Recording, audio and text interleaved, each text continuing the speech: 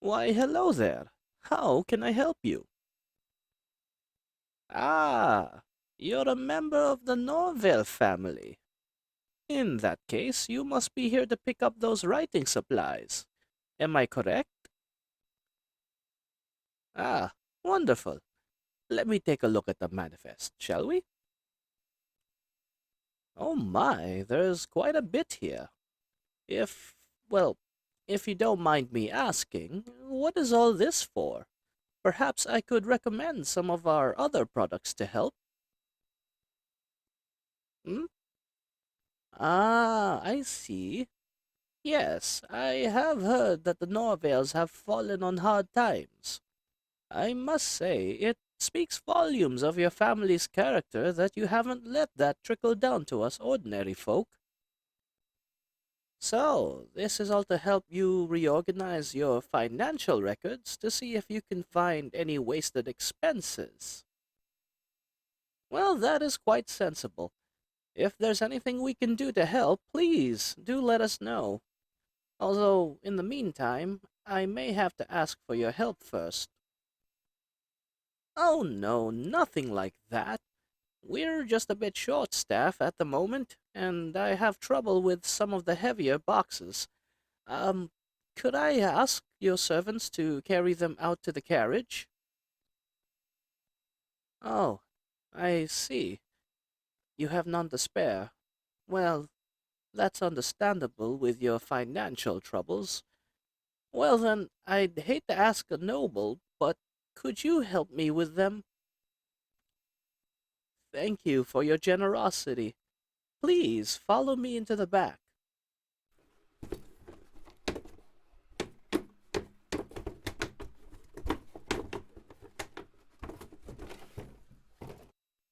Do stay quiet.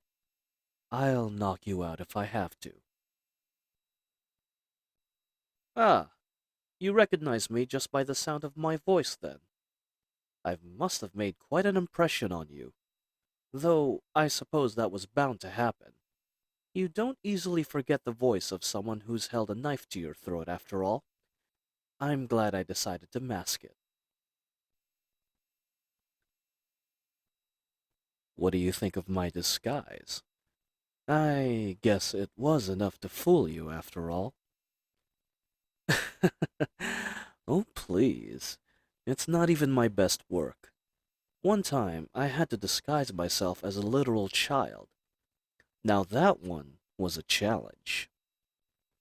Now, as for why I'm here posing as a storekeeper, well, there are a few reasons. The first one is that I wanted to let you know that I'm still keeping my eye on you. You've done well not to tell anyone about our meeting, but you're starting to get a little bold with your questions about the Blancmont family. Never forget, you mustn't let anyone realize that you and I are affiliated. Not unless you join the Blancmonts. Well, of course, I could have just snuck into your room again to talk to you about this, if I were some rank amateur. However, any assassin worth their salt won't ever use the same approach twice. It's a good way to get caught. I doubt you would set any kind of trap for me, and I really doubt that any trap you set would actually catch me. But there's no reason for me to be careless. Hmm? I... No. I'm afraid I haven't had much luck in finding some alternate arrangement. I've pursued many possibilities, but I keep arriving at the conclusion that so long as you remain part of the Norvale family, you will remain a threat to the Blancmonts. Quite the conundrum. Sometimes I wish you weren't so competent, but then I realize that if that were the case, I likely wouldn't have fallen for you in the first place. And as easy as it would have made things for me, I can't say that I regret falling in love with you. For the longest time, the only thing that ever mattered in my life was my career as an assassin. It feels liberating to have another goal now, something else to turn my attention to. I haven't given up yet, of course. If at all possible, I want to find a way to make this work for the both of us. Kidnapping you doesn't strike me as a very good way to begin a relationship. Speaking of which, I was thinking that perhaps I didn't give you the best impression of me last time. I... Yes, the death threat was the main issue. It was an empty threat, but I imagine that provides little comfort, doesn't it? After all, I made you feel unsafe in your own home, your own bedroom. That's the sort of thing that can stay with a person, and though I don't see how else I could have done it, I regret it nonetheless.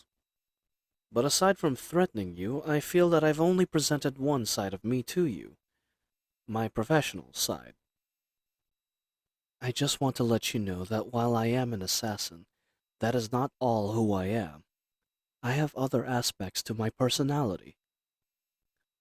I'll confess, even at the best of times, I'm not always especially expressive.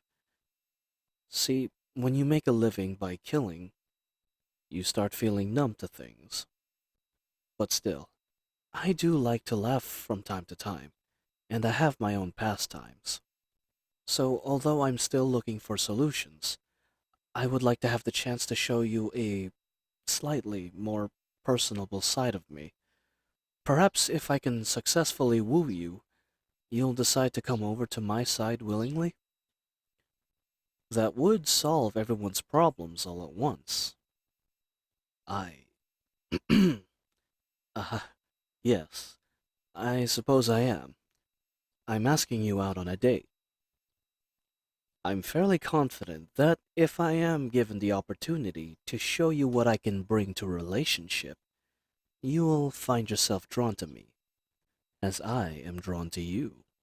So this is what I was thinking.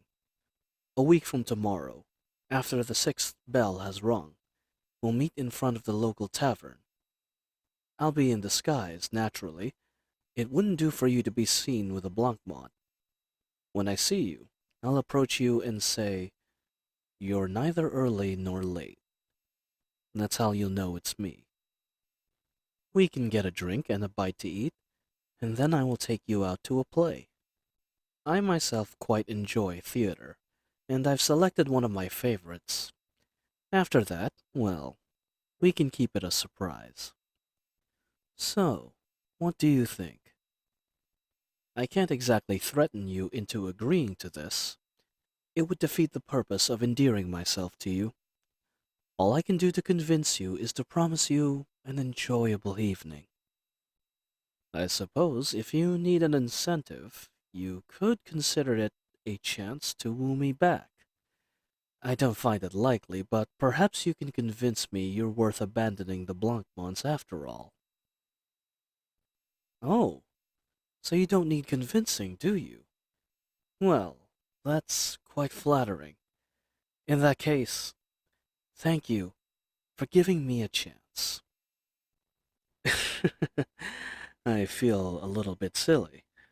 I'm supposed to be a hardened killer, but I feel just a bit giddy that you agreed to a date.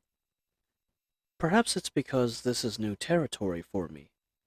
I've been in relationships before, but only ever as part of a cover, usually to extract information or to get close to someone. So, while I'm not inexperienced, this will be my first real date. I suppose I'll really have to put my heart into this one. Previously, I've always done just enough to be appealing to my dates. Trying to go above and beyond for someone, that's going to feel strange. Oh, well, that's sweet. It makes me happy that you feel excited as well. I must say, I wasn't expecting you to be quite so amiable after last time. I mostly just pushed my feelings onto you and made it your problem. True, I did spare your life, but that is hardly considered a noble thing. I've spared a small number of people before, or at least I've tried to, but they've always responded by attacking me or trying to expose me.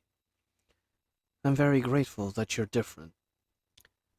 Well then, it seems that we'll be seeing each other again soon. Very soon. Now, I'm afraid I must take my leave.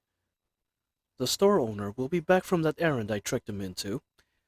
When he does return, I'll need to be gone or he'll have some questions for me best left unanswered. Ah, right. The boxes. Sorry, I don't have time to help with those. You can wait for the owner if you like. But just before I go, please, keep an eye out. You were very vulnerable today. Once again, you were fortunate that I don't wish you any harm. But you're a noble, and I may not be the only assassin you ever encounter. I can't stand the thought of you getting killed. For now, try not to be alone with strangers. If you really can't spare any servants, then find a friend or a family member to stick with you. Take care. I look forward to our date.